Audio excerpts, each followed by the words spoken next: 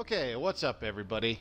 Definitely starting this stream a little late, but I suppose if you're watching this on YouTube, that don't really matter.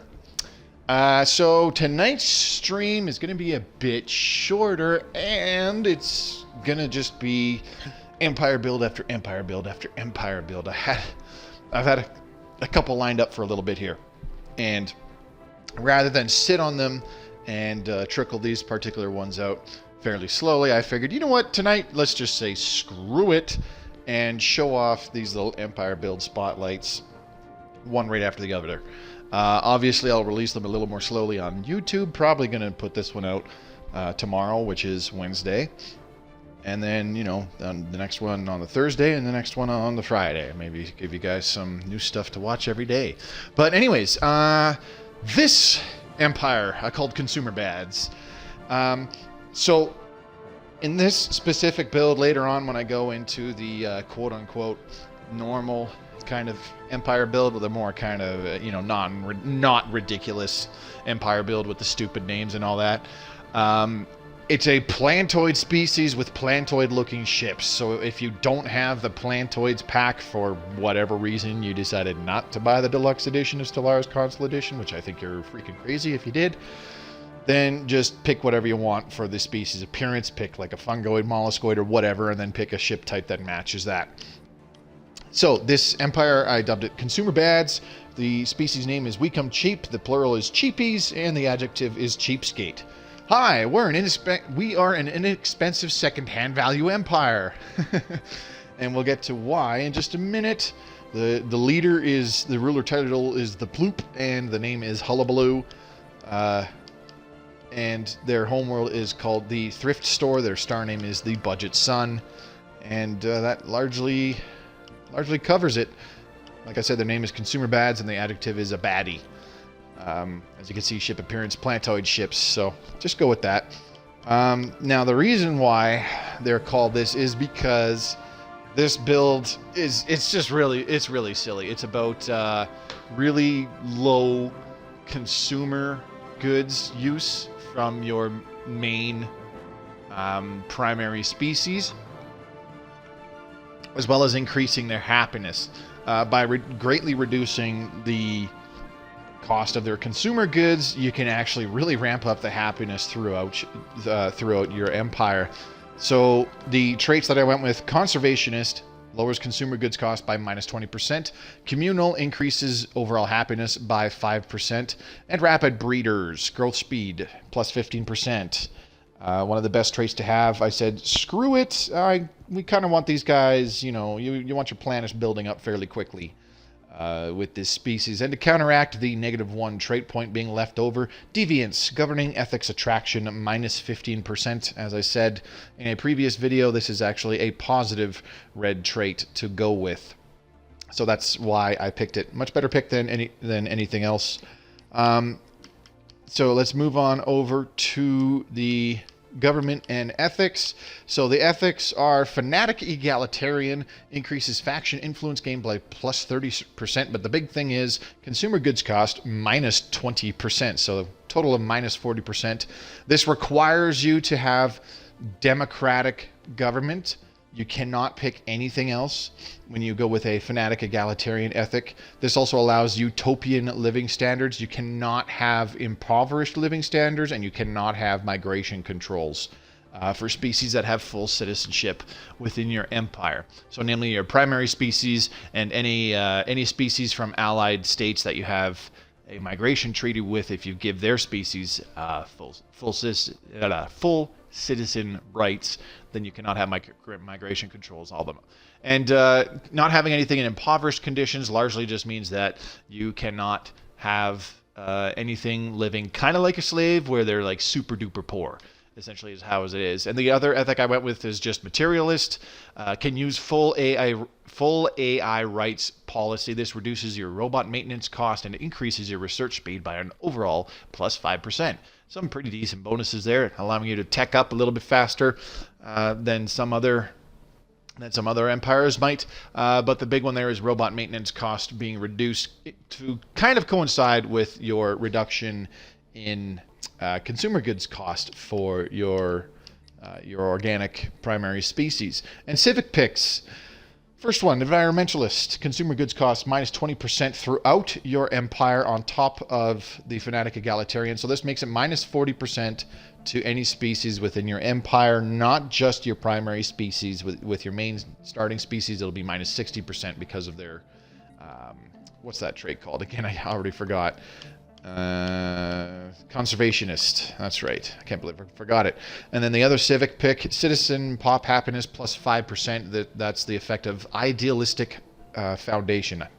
You have to be some degree of egalitarian for this. This simply stacks decently well with the communal trait on your primary species. So you get an immediate plus 10% happiness boost right out the gate. So that essentially sums up this little empire build, and the reason why I went for this is just to go, oh, why the hell not? And you can actually increase the living standards for this particular build very easily without a significant cost in your resource output.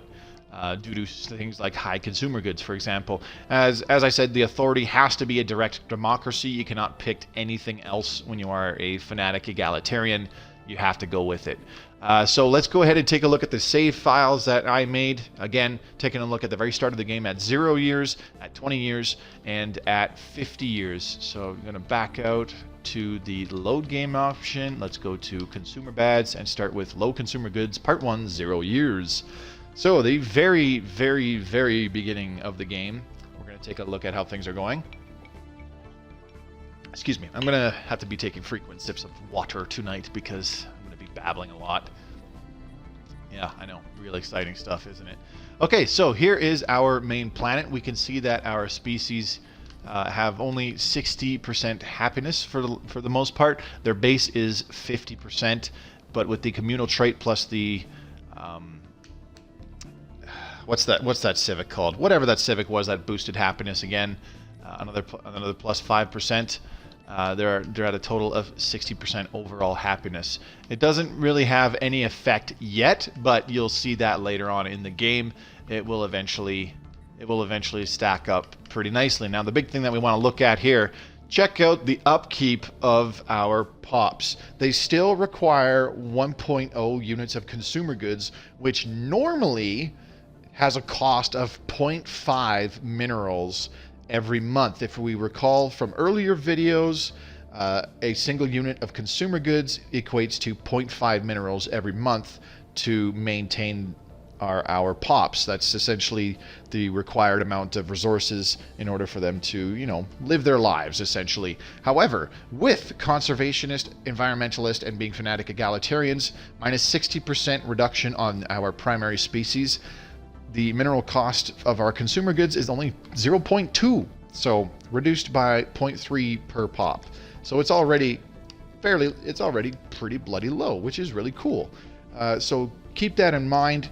It can be even further reduced, and we'll see that a little bit later in the game, and as well as how this can pay itself off down the road. Let's see, what else is there? Let's talk about some research options and our traditions. For research options, nothing too specific you're looking for. You can start with solar panel networks, of course. Definitely some hydroponics farms would be a pretty good pick, or heritage site to increase your Unity output. I like getting the heritage site pretty early. That's always nice. And then for your last little bit of research, well, our picks here are kind of bad, so an engineering facility isn't too terrible to try and increase engineering output in the sciences. Now, let's take a look at our traditions. For this, the amusing one to start with would be harmony. Why? Because the adoption effect is happiness of all pops increased by plus 10%, as well as you get the Utopian Dream pick, which unlocks the Paradise Dome. This further increases the happiness of all your pops on the planet where you build a Paradise Dome by an additional, I believe it's 5%. And the Paradise Dome is also a good building for more food output. There's also a couple other pretty decent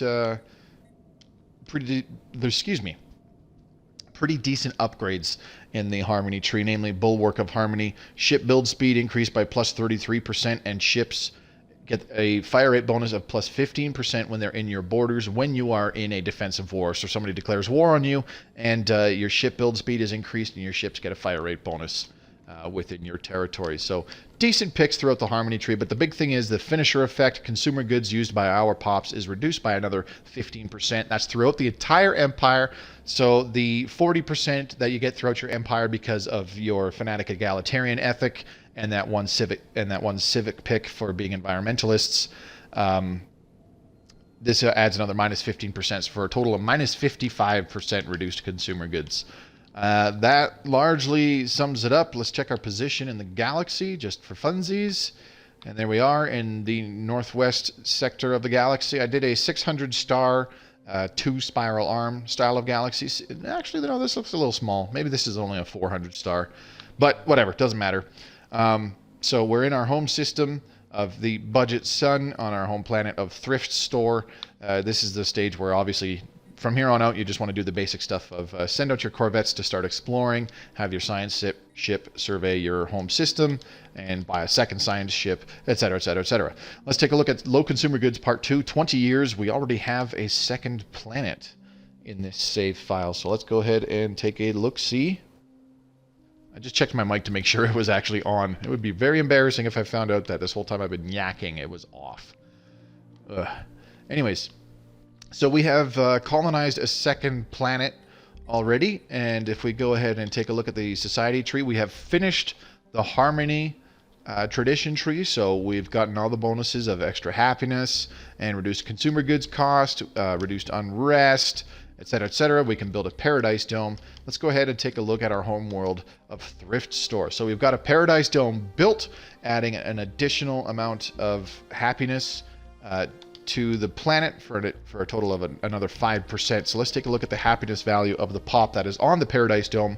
The faction happiness is 52%. The faction that this pop is a part of has a happiness level of 52%. However, with the communal trait plus the Paradise Dome plus completing Harmony traditions plus getting another plus 5% from the civic pick that increases civic pop happiness, that's a total of another plus 25% for a total of plus 77% happiness. So you can check out that there is a slight bonus in resource production due to the happiness of the pop. For example, the food collected by this pop, the base amount is 7, but the plus 8% extra amount collected from bonus happiness makes it 7.59. Not a huge difference, but you know, it's still noticeable. And obviously the unrest on this planet is pretty much non-existent. You have very happy pops, you have a couple armies on there, which we're going to ignore, and you have a governor in place as well, further reducing it. So lots of things totally reducing unrest on the home planet. Again, looking at other things like this science lab, slightly increased physics research because of the extra pop happiness and research from the other things as well. We're going to go ahead and now take a look at the upkeep again. Their consumer goods cost 0.12 minerals per month. And this is with the basic living standards. If we go check out our, wrong one, go to the people, go to species, and we can check out their rights. This is with the decent living standards, living rights, which is pretty cool. So 0.12 minerals per month is the cost for each and every single one of our pops to sustain themselves. We can change this. There's the social welfare option, which increases consumer goods use by 50%, essentially making it 1.5. So that would normally be 0.75 minerals per month. And you've also got utopian abundance, which is a egalitarian ethic kind of living standard. You can only pick this if you have an egalitarian governing ethic. This increases your total pop happiness by 20%, but their consumer goods use is 2, so it doubles the amount of minerals that your pops would use up every month just to survive. However, let's go ahead and change it right now. We have extremely low consumer goods cost. So by changing that now, our upkeep is, as I said, 2 units of consumer goods. However, because we have so many reductions in the cost of consumer goods, it's only costing us 0.25 minerals every month. And yet look at the happiness that our pops now have. 97% on our capital world. Pretty much across the board here with all these extra bonuses. Utopian Abundance adding another plus 20%. So we can check out all the extra resources that are being output. As you can see, not a huge difference on tiles that are only generating, you know, very low amounts. For example, this physics lab, you're still only getting 3.55 points into physics research. The base amount is only 3. So the happiness is adding only just a little bit. You're only getting a 0.18 for each 1 unit of resource generation. This mining network, slightly different story. Base amount is 4 minerals with 1 from the tile, 3 from the mining network, and the powered exoskeletons plus the ruler having a kind of mandate in place for additional mineral generation, another plus 10%, but the happiness plus 17%. So you're totaling plus 32% overall. So we got 5.3 minerals being generated on that tile. Fairly similar story with the power plants. So you kind of see what I mean here a little bit, where you do get pretty decent mineral generation going on, or sorry, not mineral generation, resource production. And you know, your pops are super duper happy. They're just going to be pleased with you, not necessarily indefinitely, but you know, things could happen. But they're pretty happy with you, which is pretty sweet. So check this out. Our monthly gain of minerals is a total of 38.19. Normally we only produce how much is that? 38, about 43. Our ship maintenance is very low, and even with 28 units of consumer goods, we are only losing 3.57 minerals per month. So even with our fairly low mineral generation, we're actually still collecting an okay amount at this point in the game. It's by no means a great amount, but it's still not too bad. Especially considering that we are living in a utopian abundance living standard with our primary species pops. So let's take a look at some of the technology that we also researched at this point. Nothing really stands out. Planetary unification is quite nice because you can get the propaganda broadcasts. Planetary edict, this increases happiness by 10% for 10 years on the planet where you enact it. It's this one right here. Effect lasts 10 years, happiness plus 10%. So if you have some planets where you just want to crank up that happiness even further, you could enact that edict and it will last 10 years. What else do we got? Powered exoskeletons, helpful for your extra mineral generation, obviously. And besides that, you just kind of pick what you want to go with. We've got administrative AI as well to increase research speed by another plus 5%. Combines pretty decently with the materialist ethics, so helping us try to climb that tech tree a little bit faster. Let's go to the last save file of consumer bads, 50 years. So we've got a few more planets colonized by this point in the game. Able to do it much more quickly. We still got Thrift Store in our home system of Budget Sun, but now we also have the Nike Shoe Factory, which was what was being colonized 20 years into the game. And we colonized this because it has increased energy credits generation from the planet modifier of hazardous weather. So going for building a bunch of power plants on this planet, as you can see here, this power plant, because it's right next to the planetary capital, we're generating 12.15 energy credits every single month.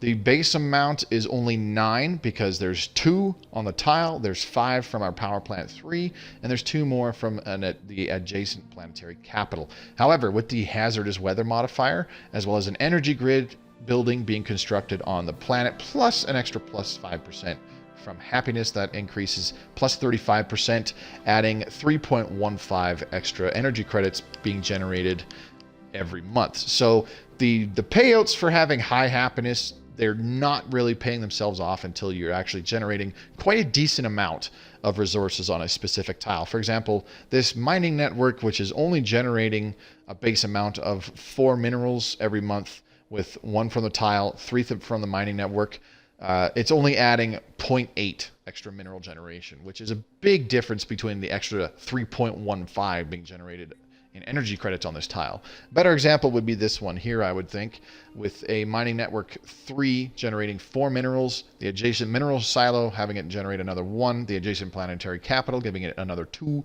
for a total of 7, and then plus the powered exoskeletons and the mineral processing plant being built on the planet, plus extra happiness, an additional 20% for 1.4 extra minerals being generated. As I said, nothing super duper crazy, but there are definite bonuses. These pops are only at 70% happiness. They can still get happier. We can use that propaganda broadcast edict that we looked at in the previous save file. So there we go. Now that they should be 80% happy. Actually, no, sorry. They're not. And I almost forgot to mention why. The problem with relying on high happiness in order to increase your production is that habitability outside of your capital world is capped at 70%. It doesn't matter how much research, not research. It doesn't matter how good of a planet you find. If you find one that is the exact same kind of world as your home world, in this instance we colonize a tropical world, the habitability cap is still 70%. So until we complete those research projects that increase our habitability, or for example we go down the diplomacy tree and take the dynamic ecomorphism tradition in the diplomacy tradition tree, this also increases habitability by plus 10%. We could also unlock the visitor center building, which increases habitability on a planet where you construct it by another 5%. So it will combine pretty nicely with the Paradise Dome. And what was I going to say? I just had a brain fart. So this could be another option for the next tree of traditions that you go down. At this point in the game, though, we finished with expansion, which is super handy. So that new colonies start with 1 additional pop. Your capital buildings produce more unity. Your pop growth speed and colony development speed is increased, and the upkeep and cost of your frontier outposts is reduced. So at this point, maybe not a bad idea to go down the diplomacy tree. You get an extra 10% to habitability just by picking dynamic ecomorphism. You get access to the visitor center, which actually not only does it increase the habitability on the planet that you build it, but it also generates a little bit of energy credits and a little bit more unity, which can help you get more traditions fairly quickly. So that's definitely an option. But outside of that, it's pretty much down to your research projects that you come up with. So as you can see here, I don't really have any research projects going on. There's definitely a lot of research projects in the society tree to increase happiness. There is even a repeatable in the very, very late game, which you can keep researching over and over and over, and every time it completes you get another plus 5% habitability to boost. Of course, there is also the major long-term factor, which is terraforming Gaia worlds. Gaia worlds are always 100%, always have a 100% habitability value, regardless of your species' home environment. So you could have 2 species in your empire, one from desert worlds, one from ocean worlds. They will still be 100% habitable on a Gaia world. So you could eventually start terraforming Gaia worlds, or specifically looking to colonize Gaia worlds in the early game, in order to make use of that happiness bonus and offset that happiness cap that can really plague this kind of a build early on. So I think that largely sums it up. There's not much else to tell with this build. I definitely do not recommend this build as a kind of what's the word I'm looking for? If you're actually trying to go gung-ho in a game and you know, win the game. This is strictly for fun, just for personal amusement, really. But as you can see, we were able to get the consumer goods cost extremely low Let's go back looking at Nike Shoe Factory. The upkeep is back down to 1, so we're only at decent living standards again. But we can further increase happiness on our worlds once we have our habitability cap increased significantly through research projects and being able to build things like the visitor center, completing part of the harmony tree in traditions, so on and so forth. We can definitely make use of being able to increase the happiness with utopian dream living standards, for example, and increasing overall production throughout the empire. So that's going to sum it up for this empire build spotlight. If you're watching this on YouTube, thanks very much for watching. Feel free to subscribe to my channel where I put more Stellaris Console content out. And check out my playlist. I've got Let's Play Stellaris Console for just gameplay, and I've got a tips and strategies guide where I have videos very similar to this one, showing stuff off. Also, other ideas for for goofy empire builds if you want to check those out. Those of you watching this on Twitch, just going to take a little 1-minute break, grab a drink of water, and we will be right back with the next empire build. So, yeah, stay tuned, and this section will be uploaded separately on YouTube, and we'll jump to the next empire build. I'll make it public at a later time as well. Don't forget to check out my Twitch channel. If those of you watching on YouTube, don't forget to check out my Twitch channel. Follow me on that. And also check a link to my Discord in the description below where you can come in and talk about whatever's on your mind. But trying to get more like-minded players to come in and talk about Stellaris Console Edition. Ask myself questions, ask other players questions. Let's have a discussion about all sorts of aspects of the game. It'd be really cool if that's in there. So just check the links in the description for all sorts of stuff. Link to my Twitch, link to my Twitter, link to my Discord channel. Going to take a short break now, and we'll be back in just a couple minutes with the next empire build. Oh my goodness, you know what I forgot to do? Oh my gosh, I totally forgot to do it. So the last empire build, I forgot to do this and go through the pseudo-regular names. This one for the cheap consumer goods, I called it the Federation of Ildaris, and as I said, it's a plantoid kind of species. So I'm just going to go through the menu picks really slowly. If you want to copy this build exactly and use a clone of this empire, by all means, just pause the video here and there on YouTube and add in all the same information.